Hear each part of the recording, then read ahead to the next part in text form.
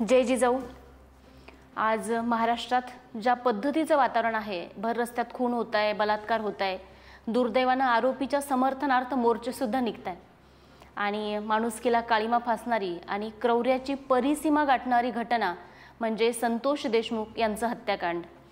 त्यांचे photos videos काल समोर आले आणि अख्खा महाराष्ट्र खरं तर हादरून गेलाय। महाराष्ट्रातील जनता हुंदके देते। हे प्रकरण 9 डिसेंबर 2024ला संतोष देशमुख हत्याकांड झालं होतं, त्यांची हत्या झाली होती। त्यावेळी सुरेश धस यांनी विधानसभेमध्ये या घटनेला वाचा फोडताना ही हत्या कशी झाली, किती क्रूरपणे किती निर्दयीपणे ही हत्या झाली हे त्यांनी सांगितलं होतं। पण तेव्हा एक माणूस म्हणून या गोष्टीवर खरं तर विश्वास बसत नव्हता। इतक्या क्रूरपणाला, इतक्या नीच थराला माणूस जाऊ शकतो का म्हणून विचारही करत नव्हतं। पण कालच्या व्हिडिओचे जे स्क्रीनशॉट आले, जे फोटो व्हायरल झाले, त्यामुळे खरंच स्तब्ध झालो आम्ही सगळेच। यामध्ये आरोपीनं नीचपणाची सर्व परिसीमा गाठलेल्या आहेत। संतोष देशमुख यांचे कपडे काढले, त्यांना लाथाबुक्क्यांनी, पाईपनं, वायरनं, मिळेल त्या वस्तूनं त्यांना मारण्यात आलंय। शरीरावर जखम नाही अशी एकही जागा सोडलेली नाहीये। तो माणूस रक्ताच्या थारोळ्यात पडलाय, त्याच्या शरीरात 2 लिटर रक्त साकळलं होतं आणि ज्या रॉडनं त्यांना मारलं होतं त्याचे 15 तुकडे झाले होते। म्हणजे इतक्या क्रूरपणे हे नराधम मारत होते। त्या अर्धमेल्या झालेल्या संतोष देशमुख यांनी ज्यावेळेस पाणी मागितलं त्यावेळेस प्रतीक घुले नावाचा जो नराधम होता त्याने त्यांच्या अंगावर लघुशंका केली। खरं तर मला या ठिकाणी खूप चीड येते, कारण ही लघुशंका संतोष दादांच्या जखमी अंगावर नव्हती, तर तिथल्या प्रशासनावर होती, इथल्या सरकारवर होती, इथल्या न्याय व्यवस्थेवर आणि इथल्या राजकीय लाचार आणि मंत्र्यांच्या तोंडावर खरं तर ती होती। कारण असं मरण दुश्मनालाही येऊ नये। संतोष देशमुख ज्यावेळेस गयावया करत होते की माझे हातपाय तोडा पण माझ्या लेकरा बाळांसाठी मला जिवंत ठेवा, त्यावेळेस आसुरी आनंद लुटणारे नराधम सेल्फी काढत होते, हैवानासारखे हसत होते, व्हिडिओ कॉल करून सगळं दृश्य चित्रित करत होते। स्वर्गीय संतोष देशमुख यांना हलहाल करून मारलं। तर ही सगळी घटना घडून आणणारे तर दोषी आहेतच, पण ही टोळी पोसणारे मंत्री आणि त्याला पाठीशी घालणारे जेही काही सरकार आहे ते सगळेच या ठिकाणी दोषी आहेत। त्यांचं समर्थन करणारे समर्थक जनतेच्या नजरेत राक्षस आहेच, पण आज त्यांच्या समर्थनार्थ उतरलेल्यांनी ना एकदा स्वतःचं आरशात तोंड पाहायचं आणि लाजेनं माना खाली घालायचं आहे।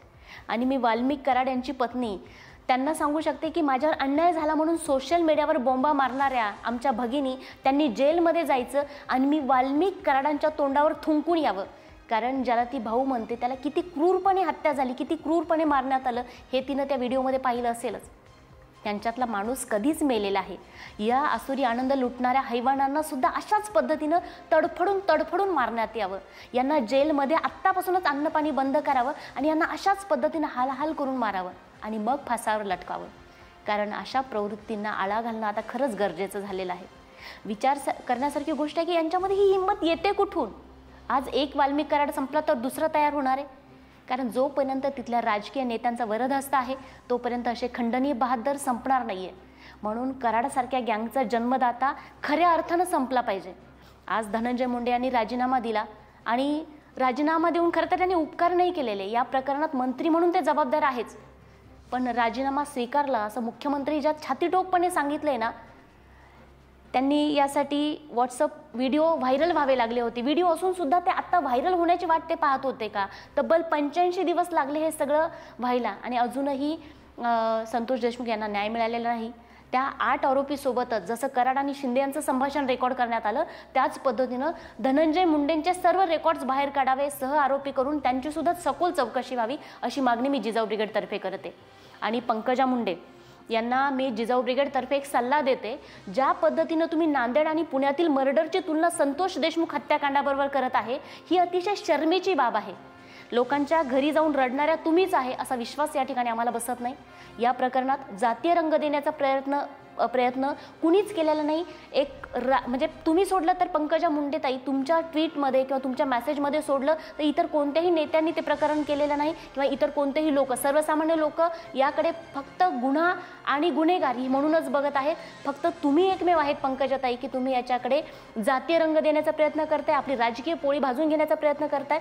पण असं जर करत असाल तर ते वेळीच थांबवा।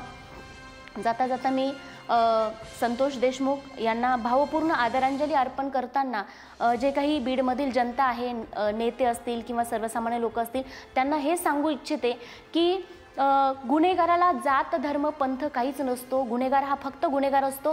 तो आजूबाजूला असेल किंवा आपल्या घरातही असू शकतो. तर अशा गुन्हेगारांना ओळखा आणि वेळीच याला आळा घाला, एवढं सांगते. आणि संतोष देशमुख यांच्या कुटुंबावर कालपासून काय परिस्थिती ओढावलेली आहे, त्यांच्या लेकराबाळांना काय वाटत असेल, त्यांच्या आईवडिलांना काय वाटत असेल, त्यांच्या भावाचे हुंदके तर आपण ऐकलेले आहेत.